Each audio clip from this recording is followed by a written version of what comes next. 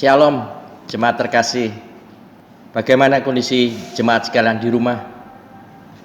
Anugerahnya memampukan kita untuk menghadapi apapun situasi yang terjadi. Kemurahan Tuhan, hari ini kita bisa meresponi panggilan Tuhan Yesus Pencipta dan Penebus kita untuk bersama keluarga kita dapat beribadah di hadapannya di rumah kita masing-masing. Untuk itu kami mengundang jemaat sekalian bangkit berdiri. Dengarkanlah panggilan ibadah kita. Aku sangat menanti-nantikan Tuhan. Lalu ia menjenguk kepadaku dan mendengar teriakku, minta tolong. Ia mengangkat aku dari lubang kebinasaan, dari lumpur rawa. Ia menempatkan kakiku di atas bukit batu, menetapkan langkahku. Ia memberikan nyanyian baru dalam mulutku untuk memuji Allah kita. Banyak orang akan melihatnya dan menjadi takut, lalu percaya kepada Tuhan. Berbahagialah orang yang menaruh kepercayaannya pada Tuhan. Ibadah hari ini dibuka dalam nama Allah Bapa, Putra dan Roh Kudus. Turunlah berkat anugerahnya atas kita yang beribadah kepadanya. Amin.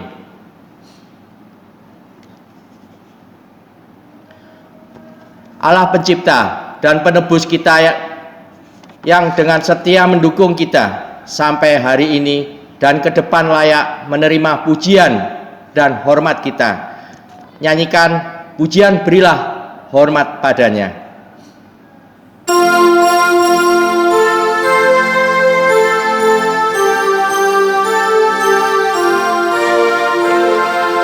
Berilah hormat padanya, pada Allah Maha Tinggi. Berilah hormat padanya, Allah Maha Tinggi. Dan pujilah tak berhenti, puji rahmat dan kasih-Nya. Puji Allah Maha Tinggi, Bapa, Anak, dan Roh Kudus.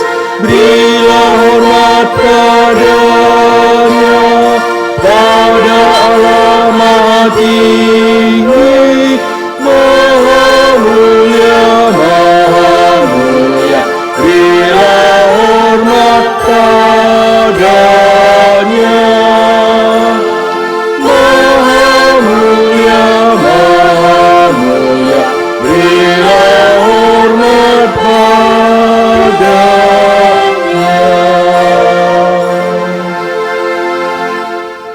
Doa syukur dan pengakuan dosa oleh Evangelis Krishna Mukti. Tuhan, terima kasih untuk hari baru yang Tuhan masih boleh kembalikan kepada setiap kami, yang Tuhan masih boleh berikan kepada setiap kami.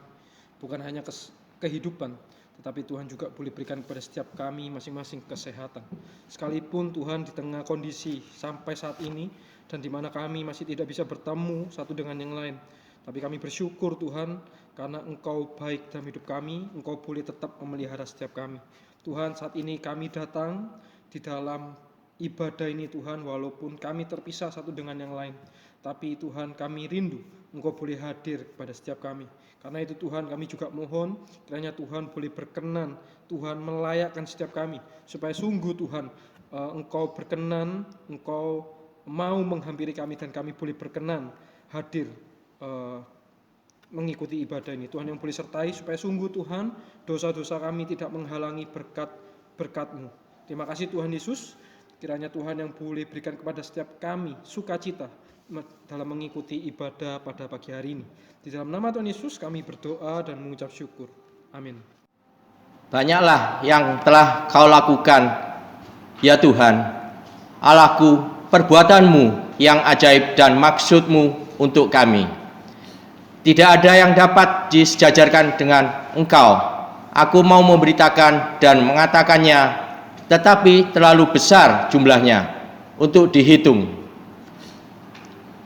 Apa yang dapat kita balas dari segala kebaikan Bapa di surga yang sampai hari ini memelihara dan melindungi kita di masa pandemi yang sulit ini.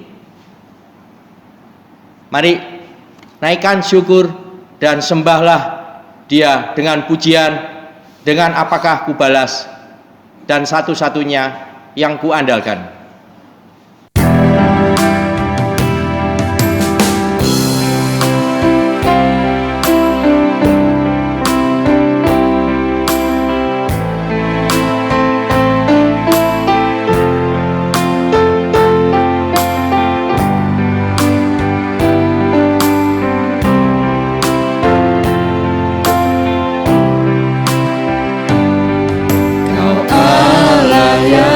Setia, Bapa yang mulia, kasih-Mu besar Tuhan, Kau pulihkan hidupku, Kaulah harapanku, hidupku dalam-Mu. Terima kasih Tuhan, Kau selamatkan hidupku. Dengan apakah ku balas segala kebaikan-Mu? Segenap hatiku menyembah-Mu Yesus, ku bersyukur padamu. Dengan apakah ku balas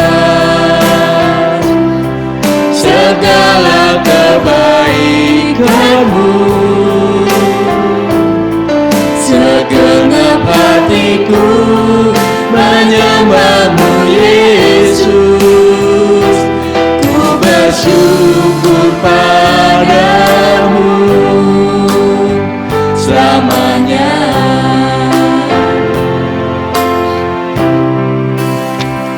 Kaulah Allah, Kau Allah yang setia, Bapa yang mulia, kasih-Mu besar Tuhan, Kau pulihkan hidupku, Kaulah harapanku, hidupku dalam-Mu. Terima kasih Tuhan,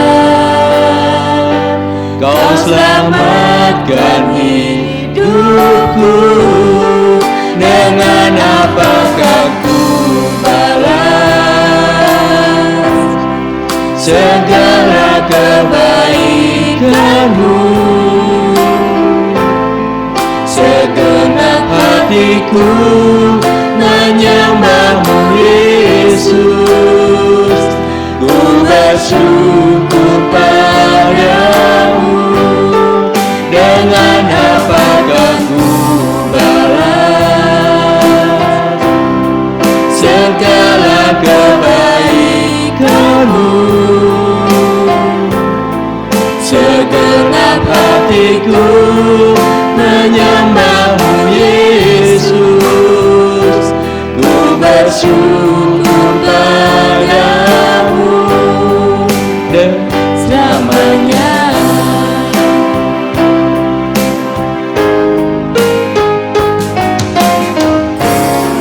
Satunya yang ku andalkan, satu-satunya yang ku percaya, Engkau sumber kekuatan,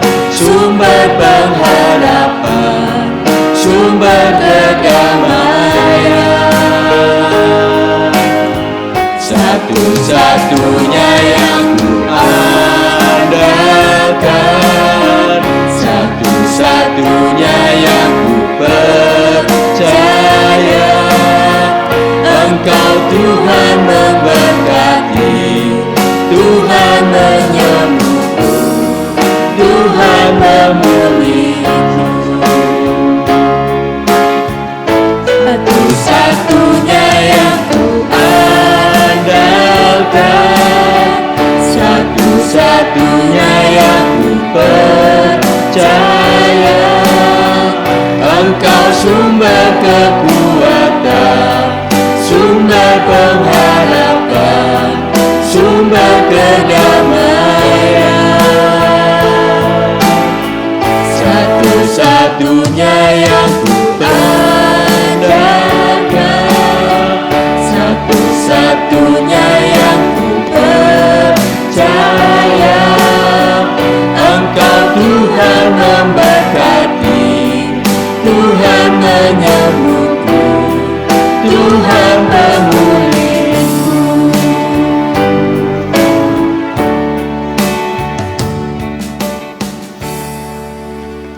Satu hal telah kuminta kepada Tuhan, itulah yang ku ingini, diam di rumah Tuhan seumur hidupku dan menyaksikan kemurahan Tuhan.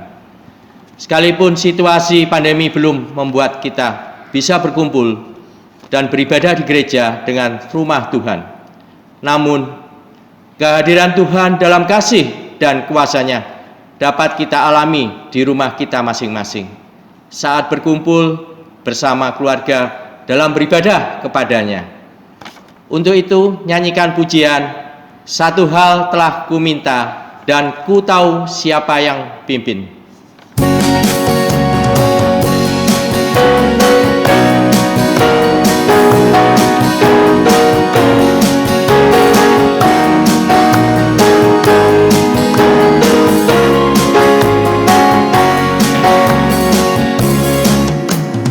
Satu hal telah ku minta kepada Tuhan, itulah yang ku ingini. Diam di rumah Tuhan seumur hidupku, menyaksikan kemurahan Tuhan dan menikmati baiknya, dan menikmati kuasa-Nya, dan menikmati kasih-Nya, dan menikmati firman-Nya. Satu hal telah ku minta kepada Tuhan, itulah yang ku ingini. Diam di rumah Tuhan seumur hidupku, menyaksikan kemurahan Tuhan dan menikmati baiknya, dan menikmati kuasa-Nya, dan menikmati kasih-Nya, dan menikmati firman-Nya. Siapa yang pimpin hari depan hidupku, semuanya oleh Tuhan telah diatur sempurna, mengatasi gelombang sepanjang jalan hidupku. Ku bersandar pada Tuhan, serahkan semua. Siapa yang pimpin hari depan hidupku, semuanya oleh Tuhan telah diatur sempurna, mengatasi gelombang sepanjang jalan hidupku. Ku bersandar pada Tuhan, serahkan semua. Sediakanlah telingamu, ya Tuhan, jawablah aku, Sebab sengsara dan miskin aku, peliharalah nyawaku. Sebab aku orang yang kau kasihi, selamatkanlah hamba-Mu yang kupercaya kepadamu.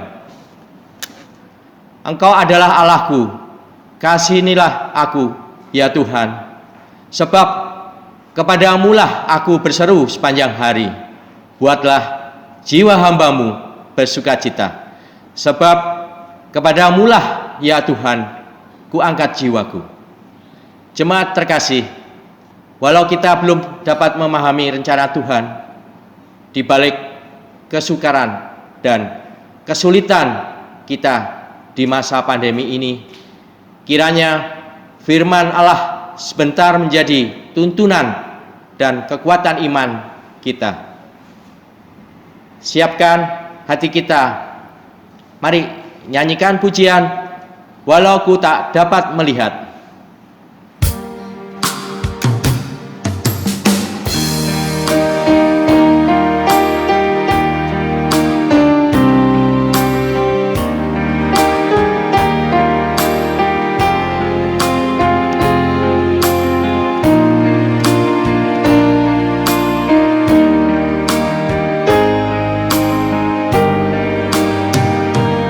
Sadar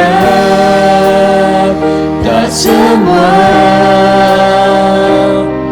dapat aku miliki di dalam hidupku, hatiku percaya rancangan-Mu bagiku adalah yang terbaik.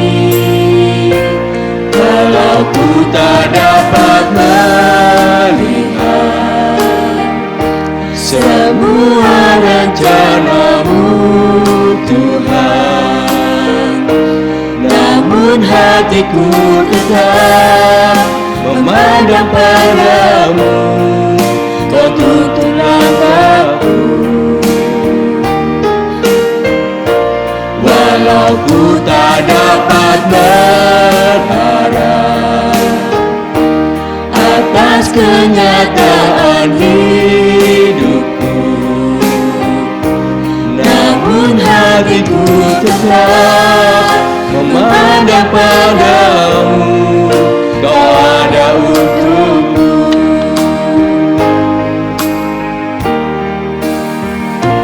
Sadar tak semua dapat aku miliki di dalam hidupku, hatiku percaya rancangan-Mu bagiku adalah yang terbaik. Walau ku tak dapat melihat semua rencana-Mu, Tuhan, namun hatiku tetap memandang wajah-Mu. Kau tuntun langkahku, walau ku tak dapat berharap atas kenyataan hidupku, namun hatiku tetap memandang padamu. Kau ada untukku, namun hatiku tetap memandang padamu. Kau ada untukku.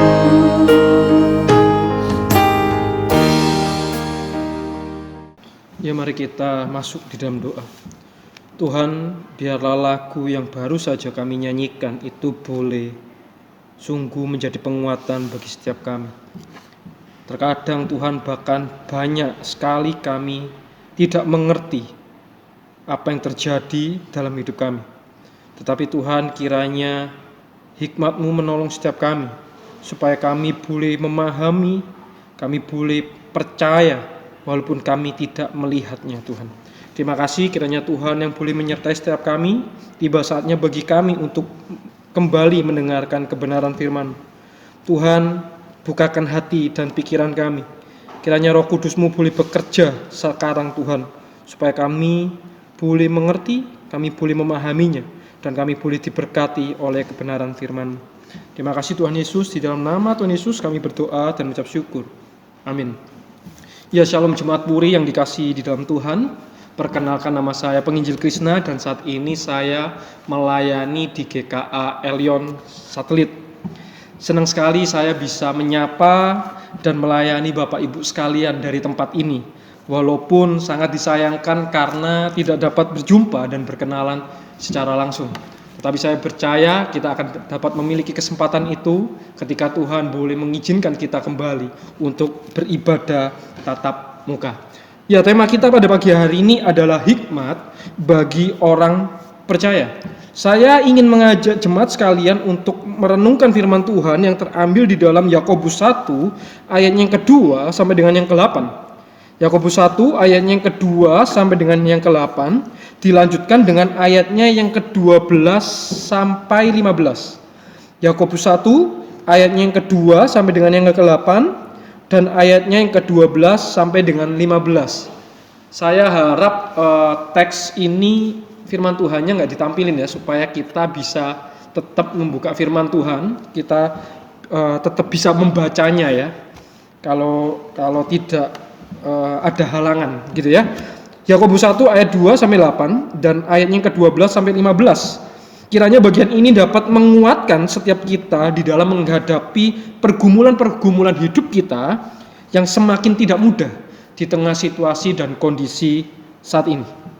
Mari saya ajak kita membacanya bersama-sama. Saya akan membacakan bagi saudara sekalian. Yakobus 1 ayatnya yang kedua sampai yang ke-8 dan ayatnya yang ke-12 sampai dengan yang ke-15. Saudara-saudaraku, anggaplah sebagai sesuatu kebahagiaan apabila kamu jatuh ke dalam berbagai-bagai pencobaan. Sebab kamu tahu bahwa ujian terhadap imanmu itu menghasilkan ketekunan. Dan biarkanlah ketekunan itu memperoleh buah yang matang, supaya kamu menjadi sempurna dan utuh dan tidak kekurangan suatu apapun. Tetapi apabila di antara kamu ada yang kekurangan hikmat, hendaklah ia memintakannya kepada Allah, yang memberikan kepada semua orang dengan murah hati dan dengan tidak membangkit-bangkit, maka hal itu akan diberikannya kepadanya. Hendaklah ia memintanya dalam iman dan sama sekali jangan bimbang, sebab orang yang bimbang sama dengan gelombang laut yang diombang-ambingkan kian kemari oleh angin. Orang yang demikian janganlah mengira bahwa ia akan menerima sesuatu dari Tuhan, sebab orang yang mendua hati tidak akan tenang dalam hidupnya. Lanjut ayat ke-12 sampai yang ke-15. Pengujian dan pencobaan. Berbahagialah orang yang bertahan dalam pencobaan, sebab apabila ia sudah tahan uji, ia akan menerima mahkota kehidupan yang dijanjikan Allah kepada barang siapa yang mengasihi dia. Apabila seorang dicobai, janganlah ia berkata pencobaan ini datang dari Allah, sebab Allah tidak dapat dicobai oleh yang jahat, dan ia sendiri tidak mencobai siapapun. Tetapi tiap-tiap orang dicobai oleh keinginannya sendiri, karena ia diseret dan dipikat olehnya. Dan apabila keinginan itu telah dibuai, ia melahirkan dosa, dan apabila dosa itu sudah matang, ia melahirkan maut. Sedemikian jauh pembacaan firman Tuhan pada pagi hari ini. Nah, jemaat yang dikasihi Tuhan, selama kita masih hidup di dalam dunia ini, maka kita tidak akan pernah lepas dari yang namanya masalah, pergumulan hidup, tekanan, kesukaran hidup. Bahkan bagi kita, orang percaya sekalipun, kita tidak akan pernah lepas dari yang namanya permasalahan. Karena itu jangan kita berpikir karena kita orang Kristen, maka membuat kita terhindar dari masalah dan pergumulan hidup. Atau hidup kita akan jauh lebih mudah daripada orang yang tidak percaya. Enggak, jemaat sekalian. Sebaliknya, kita justru akan semakin banyak menghadapi tantangan. Kenapa? Karena barang siapa mengikuti Yesus, di sana dikatakan ia harus menyangkal diri dan memikul salibnya setiap hari. Bahkan Tuhan berkata bahwa pada masa-masa akhir menjelang kedatangannya akan tiba masa-masa yang sukar. Jadi jelas ketika kita menjadi orang Kristen, ketika kita mengikut Kristus, jangan pernah berpikir bahwa hidup itu akan jauh lebih mudah, bahwa hidup akan bebas daripada masalah. Tuhan tidak pernah menjanjikan hal itu. Karena itu, ini hal yang cukup penting. Kenapa? Karena nyatanya banyak orang Kristen yang beranggapan demikian, bahwa mengikut Yesus, ketika mereka mengikut Tuhan, itu akan membuat hidup mereka menjadi lebih mudah. Bahwa mengikut Tuhan akan membuat hidup mereka terhindar dari masalah-masalah. Sehingga tidak heran akhirnya banyak orang Kristen pun yang akhirnya menjadi kecewa ketika hal yang berat dan menyakitkan terjadi di dalam kehidupan mereka. Saya punya seorang rekan pemuda, saya sering ngobrol sama dia, dan dia sampai sekarang sulit untuk bisa percaya sama Tuhan. Kenapa? Permasalahannya satu. Kenapa Tuhan yang maha kuasa, yang Tuhan yang begitu baik, maha baik, dia mengizinkan sesuatu yang buruk terjadi? Jemaat sekalian, Tuhan tidak membuat hidup kita lebih mudah. Mengikut Tuhan tidak membuat hidup kita lebih mudah, tetapi justru sebaliknya. Tantangan akan semakin bertambah. Namun yang menarik, daripada kita memusingkan apa yang kita alami, firman Tuhan hari ini mengajak kita untuk menjalaninya dengan melihat permasalahan dan pergumulan itu bukan sebagai beban yang berat, tetapi sebagai sesuatu yang membahagiakan dan patut disyukuri. Kita coba lihat ayatnya yang kedua. Di sana dikatakan, saudara-saudaraku, anggaplah sebagai sesuatu kebahagiaan apabila kamu jatuh ke dalam berbagai-bagai pencobaan. Nah, ini sebenarnya terjemahan yang tepat adalah seperti ini. Saudara-saudaraku, anggaplah sebagai suatu kebahagiaan apabila kamu menghadapi berbagai macam pencobaan. Jadi bukan jatuh dalam pencobaan ya, tetapi lebih tepat apabila kamu menghadapi berhadapan dalam berbagai-bagai pencobaan. Nah, kenapa penulis yaitu Yakobus mengajak kita melihat pencobaan sebagai sesuatu yang membahagiakan? Kira-kira kenapa, jemaat sekalian? Kenapa dikatakan di sana anggaplah sebagai suatu kebahagiaan? Kalau kita berjumpa, kalau kita menjumpai, kalau kita menerima yang namanya pencobaan. Nah, sebenarnya kalau kita lihat di dalam bagian ini, pencobaan yang dimaksudkan dalam Yakobus itu berbicara tentang penderitaan, kesukaran yang sedang dialami oleh orang percaya pada masa gereja mula-mula, pada masa saat itu. Jadi banyak pengikut Kristus itu yang yang disiksa, yang didera, gitu ya. Bahkan banyak yang mati syahid. Nah, itu penderitaan yang dimaksudkan, pencobaan yang dimaksudkan oleh Yakobus. Dan ini sebenarnya juga berbicara untuk penderitaan dan kesukaran yang akan dialami pada masa menjelang kedatangan Tuhan kita yang kedua. Nah, jadi sebenarnya apa yang kita alami sekarang ini sebenarnya masih belum seberapa kalau dibandingkan dengan waktu menjelang kedatangan Tuhan, yaitu masa-masa yang sukar. Belum apa-apa sebenarnya, gitu ya. Nah, tapi kita kembali lagi, kenapa penulis yaitu Yakobus menuliskan bahwa anggaplah sebagai sesuatu kebahagiaan kalau kita menghadapi, kalau kita mengalami yang namanya pencobaan. Kenapa? Ada dua hal yang saya bagikan. Yang pertama adalah karena pencobaan tersebut, kita lihat ayat yang ketiga. Sebab kamu tahu bahwa ujian terhadap imanmu itu menghasilkan ketekunan, dan biarkanlah ketekunan itu memperoleh buah yang matang, supaya kamu menjadi sempurna dan utuh dan tidak kekurangan suatu apapun. Itu alasannya, karena pencobaan itu memiliki tujuan yang baik dalam hidup kita. Itulah kenapa Yakobus mengatakan supaya kita melihat permasalahan, kita melihat pergumulan hidup itu sebagai sesuatu yang membahagiakan, yang patut disyukuri.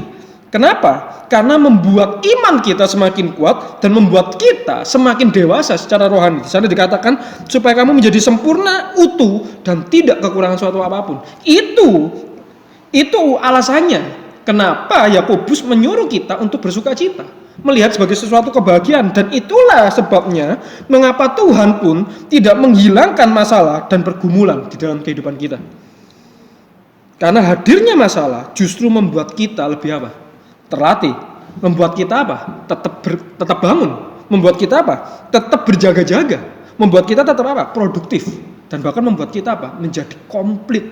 Bayangin, kalau kita berada di zona yang nyaman, yang terjadi apa? Ketika kita libur, gak ada kerjaan, gak ada tugas, yang terjadi malah apa? Kita malah apa? Tidak produktif sama sekali. Dan kita tidak terlatih.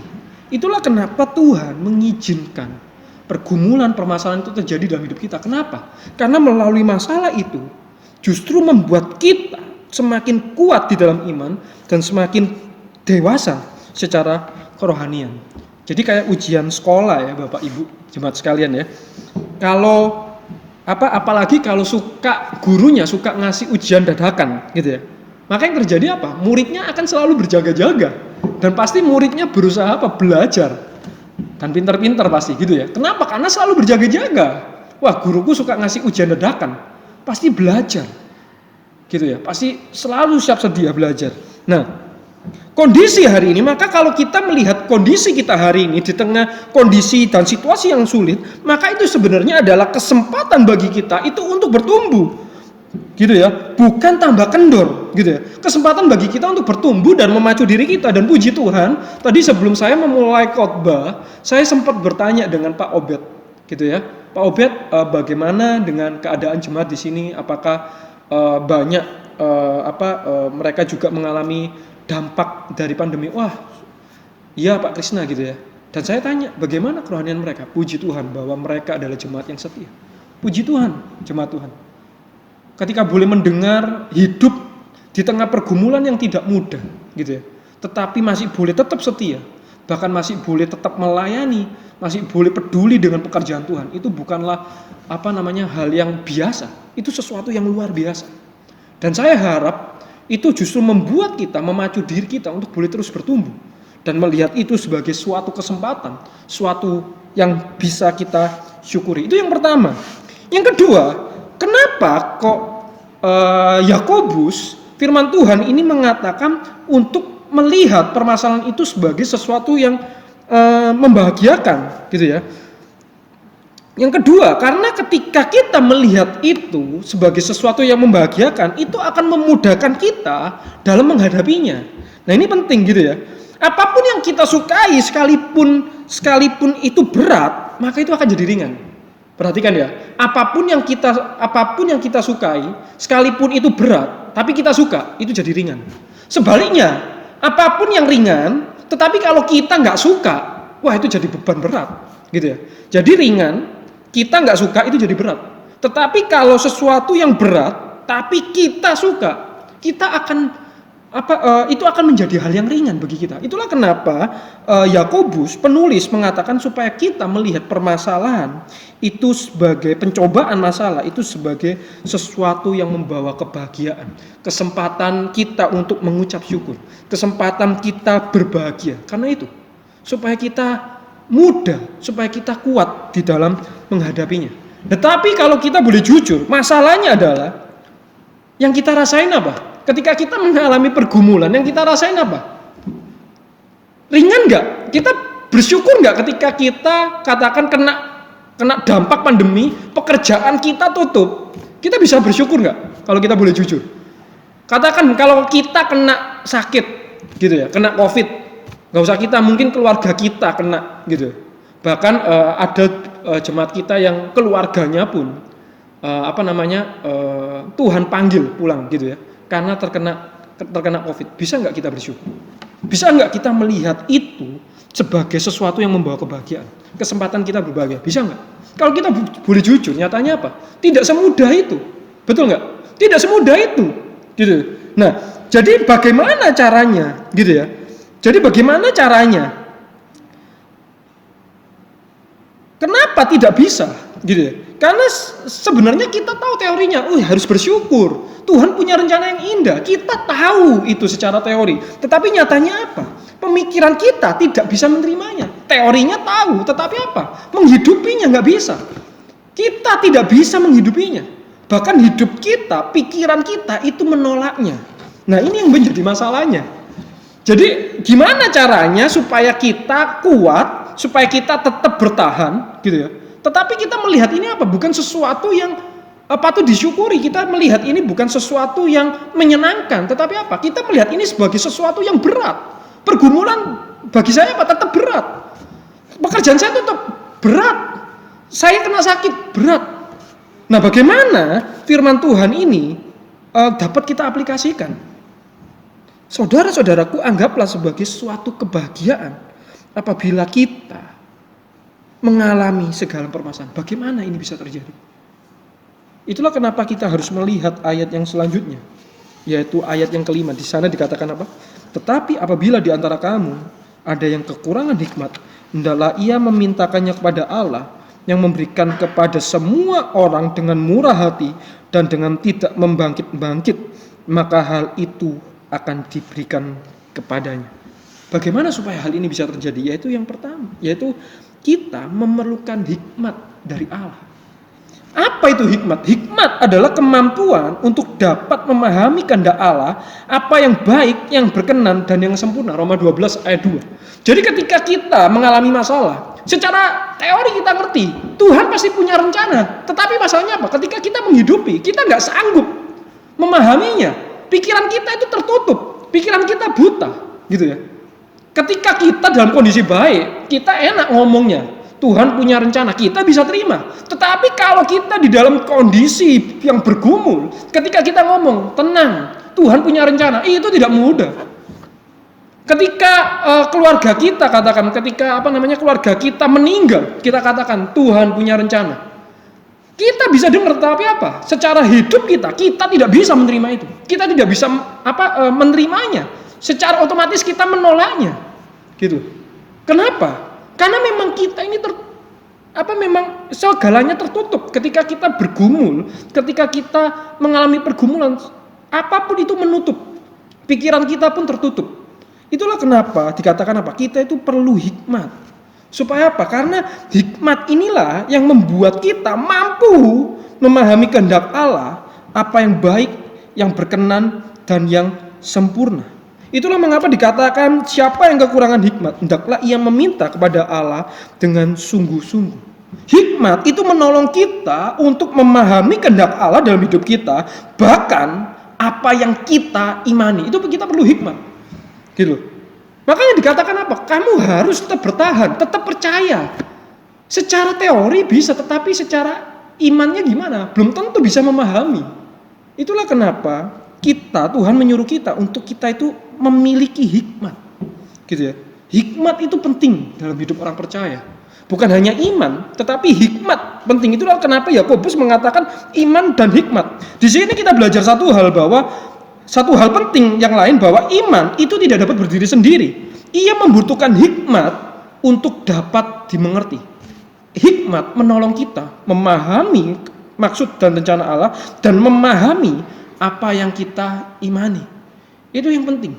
Hikmat itulah yang menolong kita. Nah, sekarang coba kita pikirkan, ketika masalah datang, gitu ya, katakan pandemi terjadi. Kira-kira apa yang menjadi doa kita? Ketika kita menghadapi masalah, yang kita doakan apa?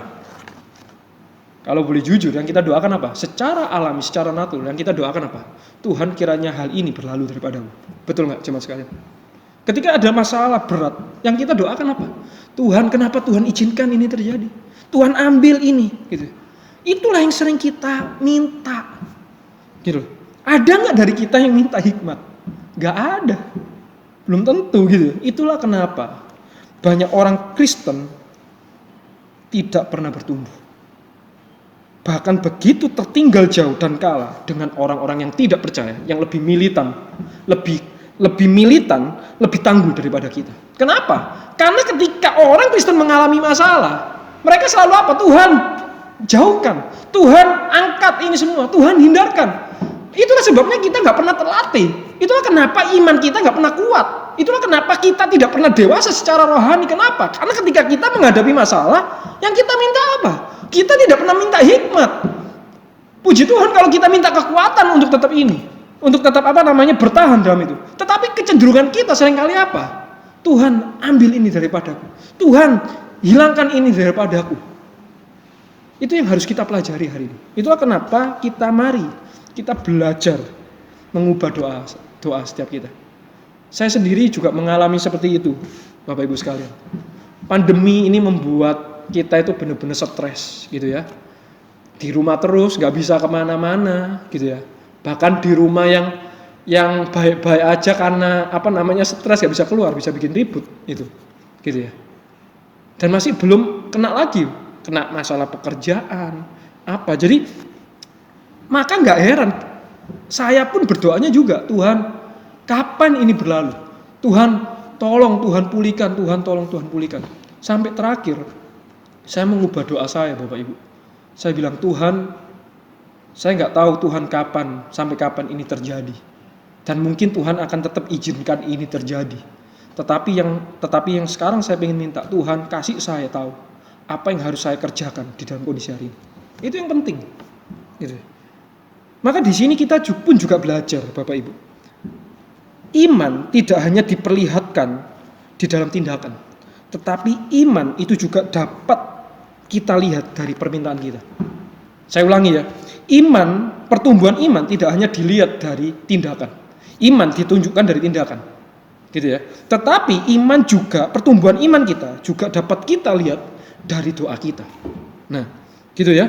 Iman yang benar akan menghasilkan doa yang benar, dan doa yang benar, Yakobus 5 ayat 16 mengatakan doa orang benar besar kuasanya. Jadi jangan doa minta Tuhan hilangkan masalah saya. Nggak akan terjadi. Kenapa? Karena itu lahir dari iman yang salah. Kita harus ubah doa kita. Gitu ya. Lagian kalaupun kita nyuruh Tuhan pandemi ini berakhir, corona berakhir, tapi pasti apa? Tetap akan ada masalah yang lain yang baru. Dan setiap masalah lain baru kita selalu doa Tuhan hilangkan, masalah baru akan tetap datang. Jadi percuma ketika kita doa Tuhan hilangkan, percuma. Karena selama kita hidup, kita akan tetap mengalami masalah. Karena itu daripada kita minta itu, lebih baik kita minta Tuhan kasih kami hikmat supaya kami dapat mengerti apa rencanamu dalam hidup kami, apa yang harus kami lakukan dalam hidup kami. Mari kita ubah doa kita. Mari kita meminta hikmat kepada Tuhan. Itu yang pertama. Itulah kenapa hikmat itu begitu penting dalam hidup setiap kita. Yang kedua, kita melihat apa pentingnya hikmat dalam diri orang percaya.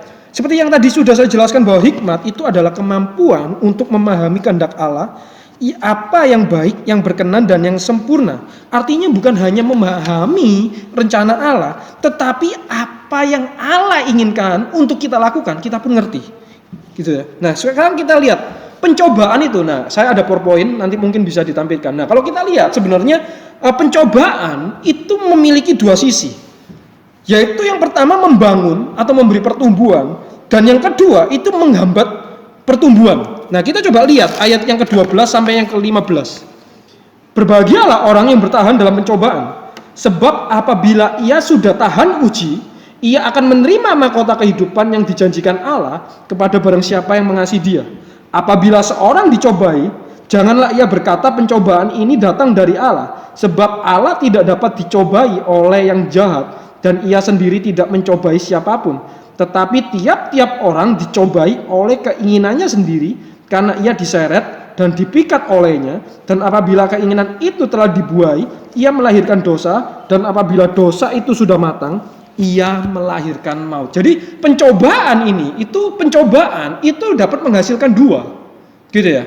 Jadi bisa menghasilkan iman, ketahanan, kedewasaan, dan akhirnya adalah mahkota kehidupan. Atau yang kedua, pencobaan ini memberikan celah bagi adanya apa? Keinginan, dan itu menghasilkan dosa, keterikatan, dan akhirnya menghasilkan apa? Maut atau kematian kekal. Nah, saya mau ajak setiap kita melihat satu bagian Alkitab dari Matius 13. Nah, ini kita nggak usah baca, saya akan ceritakan. Nah, ini berbicara tentang perumpamaan seorang penabur, gitu ya. Ada berapa benih? Ada berapa tanah? 4. Benihnya 1, firman Tuhan. 4, gitu ya. Yang pertama di jalan, lalu apa? Burung ngambil, gitu ya. Burung memakannya. Yang kedua apa? Di tanah berbatu. Yang ketiga di semak duri, dan yang keempat di tanah yang baik. Nah, dari keempat ini kita jelas tahu bahwa benih yang baik, yang tumbuhnya baik, yang bertumbuh itu adalah tanah yang keempat, yaitu tanah yang baik. Maka kita akan melihat tiga tanah ini. Nah, kalau kita melihat yang pertama, apa yang membuat kita itu tidak bisa bertumbuh? Yang pertama jelas, karena kita memang nggak menerima firman Tuhan. Jadi ketika ditabur, iblis udah ambil, jelas gitu ya. Yang kedua, kenapa nggak bisa bertumbuh? Karena tidak pernah berakar, tidak pernah tinggal gitu ya. Jadi cuma dengar, wah khotbahnya bagus, tapi nggak pernah apa? Nggak pernah dihidupi firmannya gitu. Jadi cuma dengar lalu melupakan gitu. Jadi yang kedua ini tergantung sama orangnya. Orangnya memang nggak dapat. Yang kedua dengar tapi lupa, gitu, nggak pernah hidup. Nah yang ketiga yang menarik, dikatakan di sana apa? Benih itu tumbuh, tetapi apa? Di sana dikatakan apa? Tetapi kekhawatiran dan tipu daya dunia itu menghimpitnya. Itu berbicara tentang apa? Yaitu bagaimana pencobaan itu membuat orang tidak bisa bertumbuh. Jadi kalau kita melihat pencobaan itu ada dua sisi, yaitu memberikan pertumbuhan, sekaligus memberikan apa? Memberikan celah bagi apa? Menghambat pertumbuhan. Gitu ya. Nah, itulah kenapa kita itu membutuhkan hikmat. Supaya apa? Kita itu ngerti apa yang harus kita lakukan. Sehingga kita itu bukannya menghambat, terhambat, tetapi kita itu justru bertumbuh. Kita tidak gagal, tetapi dikatakan apa? Berbahagialah orang yang bertahan, yang berhasil di dalam pencobaan, gitu ya. Nah kita lihat, gitu ya. Jadi yang menghambat orang Kristen bertumbuh itu ada dua sebenarnya. Yang pertama tidak terlatih, memang menghindari masalah, gitu ya. Yang kedua gagal dalam ujian, kayak sekolah. Saya ulangi lagi, sekolah kalau nggak ada ujian kita nggak bisa ngetes seberapa pinter murid kita, maka dikasih ujian. Tetapi ketika dikasih ujian, mereka tidak belajar, nilainya mereka jelek, ya sama aja gagal. Jadi ujian ini memberikan pertumbuhan ketika apa? Ujian ini berhasil dilakukan, nilainya baik, nah itu baru berhasil, gitu loh. Nah, sebagai contoh paling mudah kita lihat bagaimana caranya kita itu menjadi orang yang sabar, Bapak Ibu. Caranya gimana? Menjadi orang yang sabar. Apakah kita kumpul sama orang yang sabar, sama orang yang nggak pernah gangguin kita? Pasti sabar, gitu ya. Pasti sabar. Tetapi apa? Karena keadaan. Jadi kalau kita pengen belajar sabar, maka caranya gimana? Kasih masalah, yaitu apa? Orang yang menjengkelkan kita, betul nggak? Karena ketika orang bikin kita jengkel, di situ kita terlatih. Gitu. Tetapi ketika kita bersama orang yang menjengkelkan, hasilnya apa? Bisa dua. Kita tambah sabar atau kita tambah kegi sama orang itu. Kita tambah emosi gara-gara orang itu. Nah, penggambarannya seperti itu, gitu. Jadi kalau kita mau menjadi orang sabar, harus dikasih apa? Orang yang menjengkelkan. Karena itulah yang melatih kita. Gitu. Nah, kalau kita punya hikmat, kita berhasil jadi orang yang sabar. Tetapi kalau enggak, akhirnya apa? Kita menjadi orang yang lebih emosi lagi. Nah, kira-kira penggambarannya seperti itu, jemaat sekalian. Itulah kenapa hari ini kita belajar pentingnya kita itu punya hikmat. Masalah itu tidak akan pernah lepas dalam kehidupan kita. Masalah bisa memberikan kita pertumbuhan, tetapi masalah juga bisa memberikan kita apa? Kehancuran. Masalah bisa menghimpit iman kita. Masalah bisa menghilangkan harapan kita. Itulah kenapa kita perlu hikmat. Kita meminta Tuhan hikmat supaya apa? Kita dapat mengerti kehendak Tuhan sehingga kita dapat bertahan di dalam pergumulan kita. Dan yang kedua supaya kita apa? Mengerti apa yang harus kita lakukan di dalam permasalahan yang kita hadapi. Itulah mengapa firman Tuhan pun juga selalu berkata supaya kita selalu berjaga-jaga. Hendaklah yang kekurangan hikmat meminta kepada Tuhan. Ayat yang kelima. Sebagai penutup, saya akan menutupnya lewat bagian Efesus 5 ayat 15 sampai 17. Saya sangat suka bagian ini, jemaat sekalian. Efesus 5 ayat 15 sampai 17. Karena itu perhatikanlah dengan seksama bagaimana kamu hidup. Janganlah seperti orang bebal, tetapi seperti orang arif. Dan pergunakanlah waktu yang ada, karena hari-hari ini ada jahat. Perhatikan, hari-hari ini begitu jahat. Sebab itu janganlah kamu bodoh, tetapi usahakanlah supaya kamu mengerti kehendak Tuhan. Nah, Bapak Ibu, kalau kita melihat bagian ini ada berapa macam orang? 3. Orang bebal, orang yang bodoh, dan orang yang arif. Nah, apa bedanya? Kalau orang arif kita pasti tahu bijaksana. Nah, apa bedanya orang yang bebal atau orang yang bodoh? Dan kita akan melihat kita adalah tipe orang yang mana. Orang yang bebal itu adalah orang yang masa bodoh. Jadi apapun masa bodoh, kagak peduli. Nah, itu orang yang bebal. Jadi gak peduli, gitu ya. Nah, saya percaya kita bukan bagian ini. Jadi ada corona, ayo saat teduh, kagak ngurus, gitu ya. Ayo ikut Zoom, kagak peduli, kagak mau. Nah, itu bebal. Tapi saya rasa kita bukan orang yang demikian, gitu ya. Jadi orang yang bebal itu adalah orang yang masa bodoh, orang yang tidak peduli, gitu ya. Nah, tetapi orang yang bodoh, gitu ya, itu juga terbagi 3. Orang bodoh yang pertama adalah dia itu peduli, tetapi dia itu nggak ngerti. Nah, gambarannya kayak gini. Biasanya anak remaja itu selalu gini. Lapar, ayo makan, ayo. Makan di mana? Nggak tahu. Nah, itu bodoh. Jadi ngerti harus makan, tapi ditanya, ayo kita makan di mana? Nggak tahu, bebas, terserah. Nah, itu bodoh, gitu ya. Jadi dia peduli, tapi dia nggak ngerti, gitu ya. Nah, orang bodoh yang kedua itu adalah dia salah mengerti, gitu ya. Jadi contohnya gini, oke, aku mau ke Bali, pesawatnya jam 11, gitu ya. Pesawatnya jam 11, oke, gitu ya. Nah, udah siap jam 11 berangkat, tetapi apa? Salah terminal, jadi berangkatnya di T2, tapi dia datangnya T1. Bodoh nggak? Bodoh banget, betul ya. Nah, itu orang bodoh jenis kedua. Jadi dia ngerti, dia peduli, tapi salah mengerti, gitu. Jadi dia udah prepare semua, tapi nyatanya apa? Salah terminal. Bukankah itu bodoh banget, gitu. Dan orang bodoh yang ketiga, dia peduli, dia ngerti, tetapi dia tidak melakukan. Itu adalah orang yang bodoh. Dan mungkin kebanyakan dari kita adalah orang yang ketiga, termasuk saya. Ngerti firman Tuhan ngomong apa, peduli dengan firman Tuhan, ngerti firman Tuhan ngomong apa, tetapi nyatanya apa? Tidak dilakukan. Betapa bodohnya orang itu. Tetapi orang yang ketiga yaitu adalah orang yang arif. Di sana dikatakan apa? Sebab itu janganlah kamu bodoh, tetapi usahakanlah supaya kamu mengerti kehendak Tuhan. Orang yang arif, orang yang bijaksana adalah dia adalah orang yang peduli. Dia orang yang mengerti, dan ketika dia mengerti, dia pun juga melakukan. Itulah orang yang berhikmat. Karena itu jemaat sekalian, di tengah kondisi hari ini, janganlah menjadi orang Kristen yang bodoh. Beriman tetapi tidak memiliki hikmat. Tetapi sebaliknya, marilah kita menjadi orang beriman yang berhikmat. Dan itu mari kita nyatakan di dalam tindakan kita. Bahkan kita nyatakan di dalam doa kita, apa yang kita minta. Jangan meminta hidup mudah, Bapak Ibu. Tetapi marilah kita meminta Tuhan kasih kami hikmat, supaya kami dapat mengerti apa yang harus kami lakukan di tengah kondisi hari ini.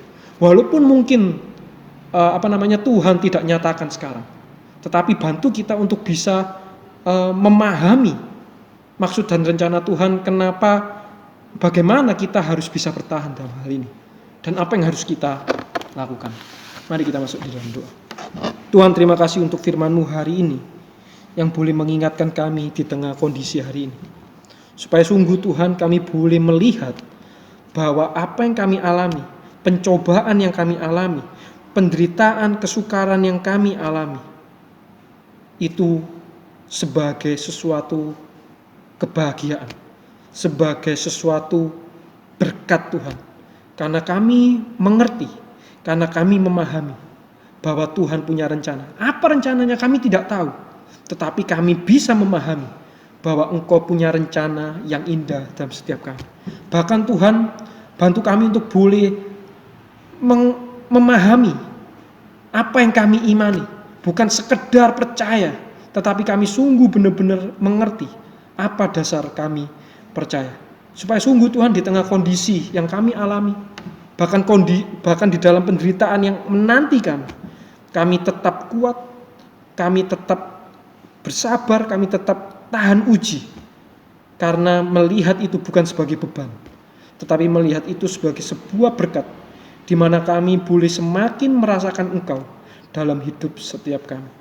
Tuhan, berikan kami hikmat. Kami saat ini belajar, kami tidak meminta masalah itu diambil. Karena kami percaya Tuhan, kalau Tuhan mau mengambil itu, kalau Tuhan memulihkan keadaan, itu bukanlah hal yang susah buat Engkau. Tapi nyatanya Engkau lebih menginginkan itu terjadi. Engkau menginginkan kami mengalami. Karena itu Tuhan, bantu kami untuk kami boleh mengerti apa yang Engkau inginkan untuk kami kerjakan di dalam kondisi hari ini, di dalam segala pergumulan permasalahan yang kami hadapi. Supaya sungguh Tuhan, di tengah masalah ini kami tidak membuatnya menjadi semakin masalah. Kami tidak menambah masalah hidup kami, tetapi kami sungguh benar-benar berhikmat untuk kami boleh mengerti apa yang harus kami kerjakan, apa yang harus kami lakukan.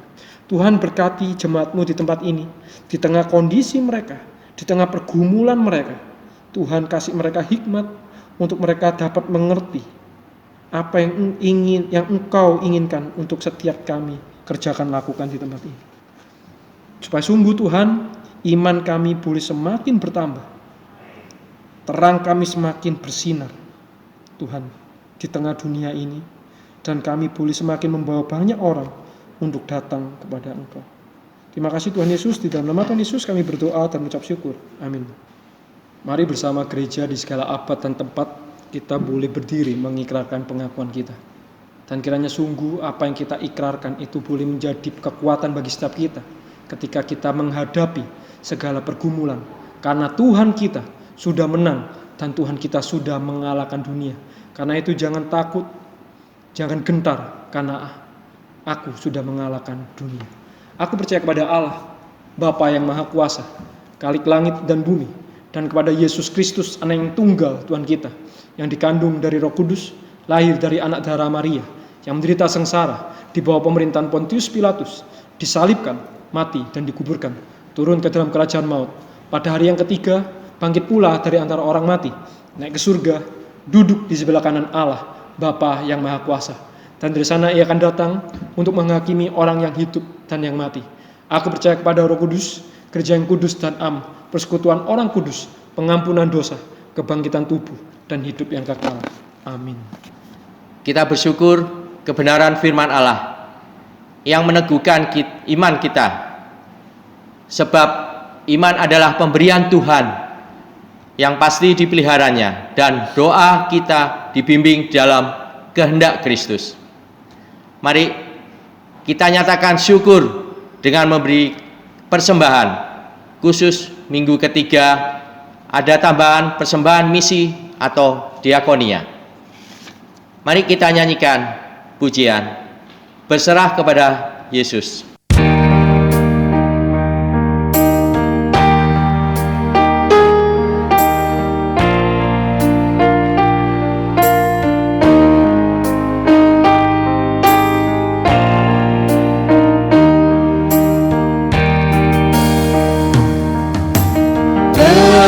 Berserah kepada Yesus, tubuh, roh, dan jiwaku.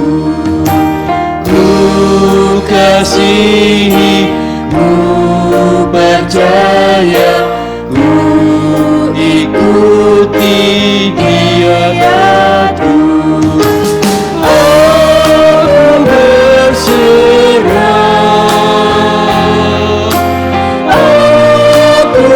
berserah kepadamu, terus lemah. Aku berserah,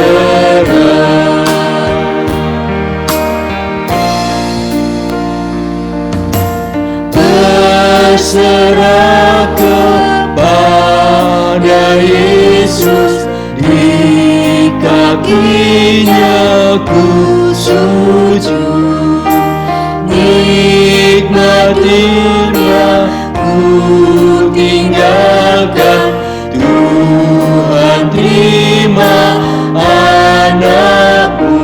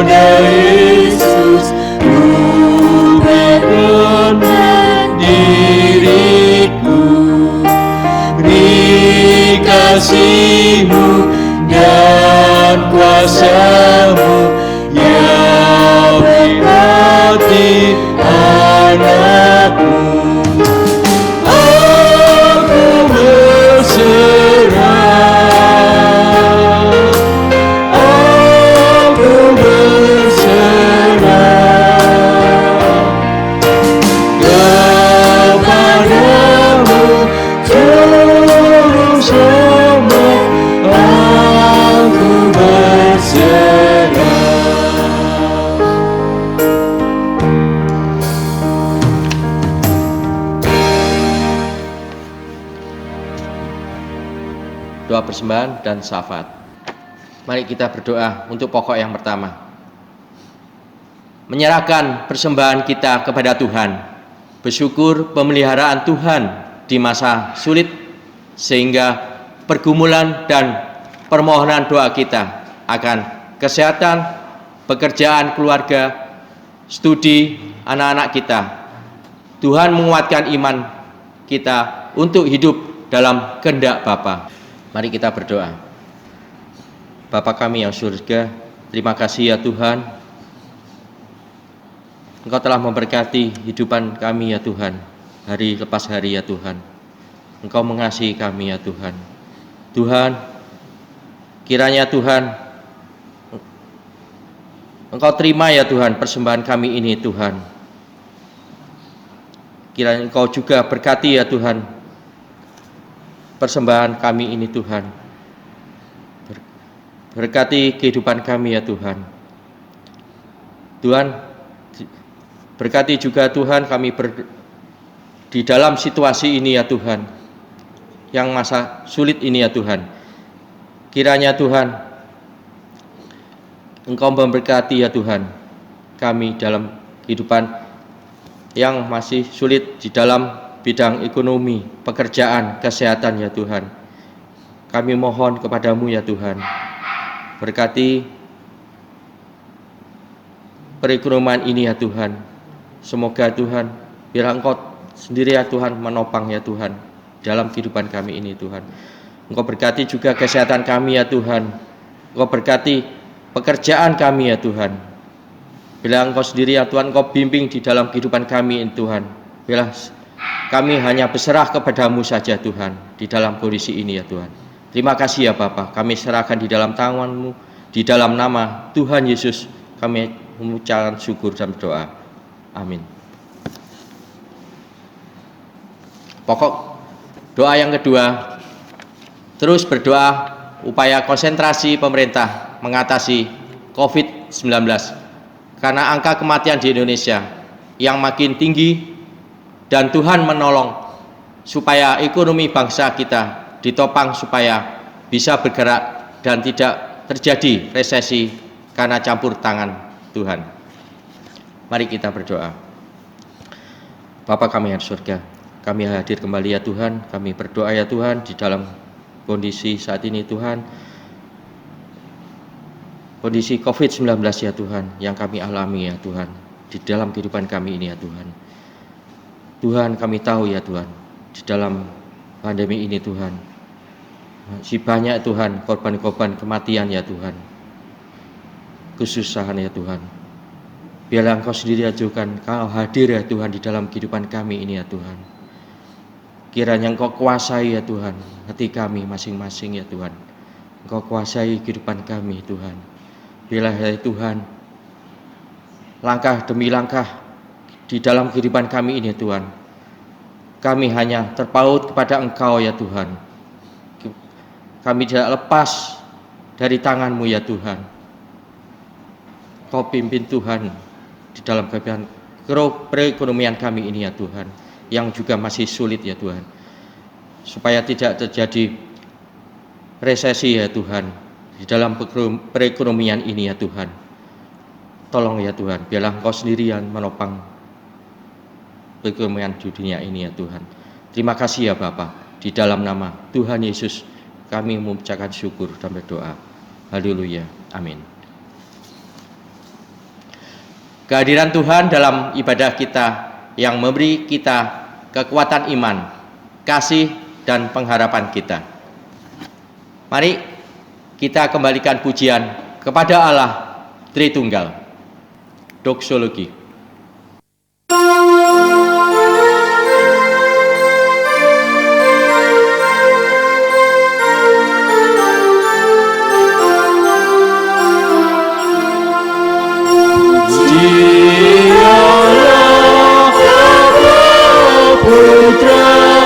Puji Allah Roh Kudus, ketiganya yang esa, pohon sama, sumber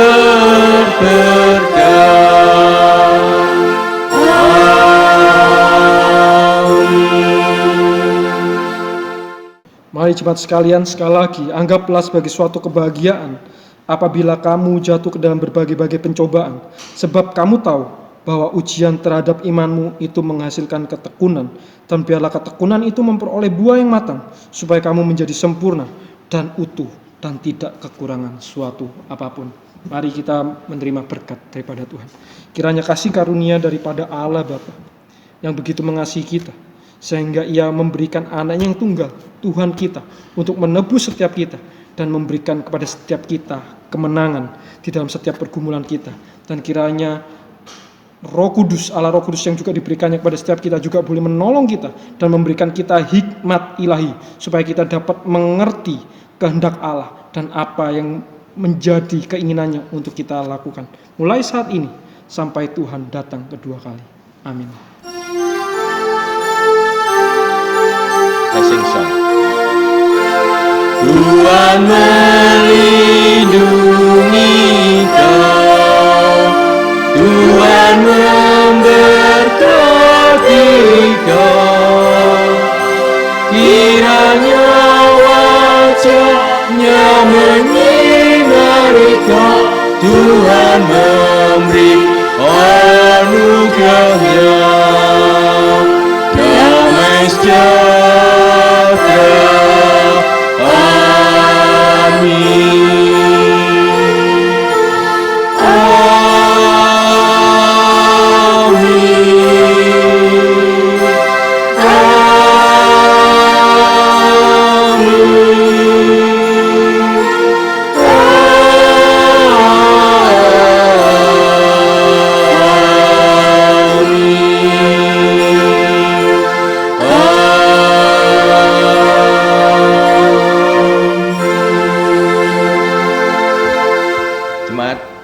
Silakan duduk kembali. Ibadah selesai. Saat teduh. Tuhan Yesus memberkati.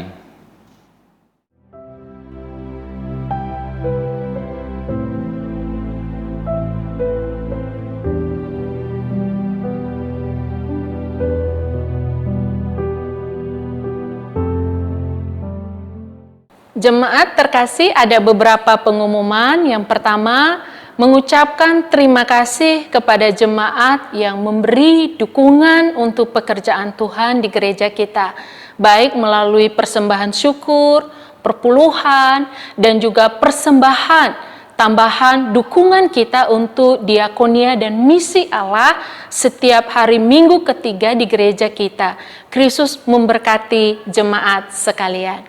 Yang kedua, jemaat tetap dihimbau dan didorong untuk mengikuti persekutuan doa secara online setiap hari Rabu jam 7 malam dan ibadah online setiap Minggu jam 9 pagi atau menyesuaikan keadaan di rumah masing-masing bersama keluarga. Yang ketiga, jemaat terus didorong untuk tekun melaksanakan program hebat 2 pasal. Kita bisa saat teduh, bisa berdoa dan membaca Alkitab 2 pasal setiap harinya. Tuhan memberkati pertumbuhan iman kita. Dan yang keempat, tetap mengingatkan kepada jemaat untuk kita tetap mengikuti anjuran pemerintah terhadap pencegahan virus COVID-19 ini. Ya, kita tetap bisa bersemangat meskipun masih tetap berada di rumah, dan kita jangan lupa selalu mengenakan masker, juga menjaga kebersihan, mencuci tangan, dan bisa berolahraga dan tetap menjaga jarak aman fisik kita. Terima kasih, Tuhan Yesus memberkati. Ku cinta keluarga Tuhan.